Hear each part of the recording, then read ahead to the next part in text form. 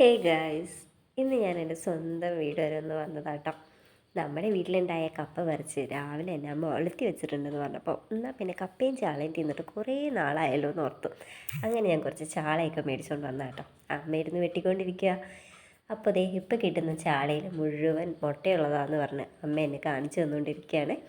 ചാള വെട്ടുന്നതിന് എന്തെങ്കിലും കിട്ടുമെന്ന് അറിയാനായിട്ട് കുറച്ച് ആൾക്കാരും കൂടി ഇവിടെ ഇരിക്കുന്നുണ്ട് കേട്ടോ.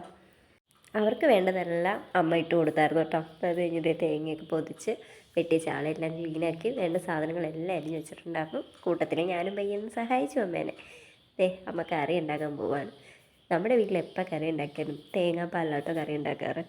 അതെ, വേഗം തന്നെ എനിക്ക് വിശക്കണമെന്ന് പറഞ്ഞപ്പോൾ അമ്മ ഷടപടിയെന്ന് കറിയൊക്കെ റെഡിയാക്കി. അതിൻ്റെ കൂട്ടത്തിൽ തന്നെ നമ്മുടെ ചാളയുടെ മുട്ടയും വറുത്തെടുത്തു. അപ്പോഴത്തേക്കും കറി റെഡിയായി. കറി റെഡിയായി പിന്നെ നമ്മൾ വെയിറ്റ് ചെയ്യാൻ പറ്റില്ലല്ലോ. വേഗം തന്നെ ചോറെടുത്ത് നല്ല കപ്പയുലത്തിയതും ചാളക്കറി എല്ലാം കൂട്ടി ഞാനും അച്ഛനും എന്തേ ചോറുണ്ടായിരുന്നു കേട്ടോ. അമ്മയാണെങ്കിൽ പിന്നെ കഴിച്ചോളാം എന്ന് പറഞ്ഞു. അത് കഴിഞ്ഞപ്പോൾ എൻ്റെ കുറച്ച് ഡ്രസ്സൊക്കെ ഞാൻ തയ്ക്കാൻ കൊണ്ടുവന്നിട്ടുണ്ടായിരുന്നു. അതെല്ലാം അമ്മ എനിക്ക് ഓരോന്നായിട്ട് തയ്ച്ച് തന്നുകൊണ്ടിരിക്കുക കേട്ടോ. തയ്ച്ച് വന്നപ്പോഴത്തേക്കും സന്ധ്യയായി. അപ്പോഴത്തേക്കും ചേട്ടായി എന്നെ കൊണ്ടുപോകാനായിട്ട് വന്നിട്ടുണ്ടായിരുന്നു.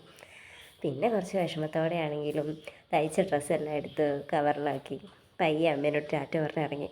അപ്പോൾ ഇന്നത്തെ വീഡിയോ ഇത്രയുള്ളൂ ഗൈസ്. വീണ്ടും കാണാം.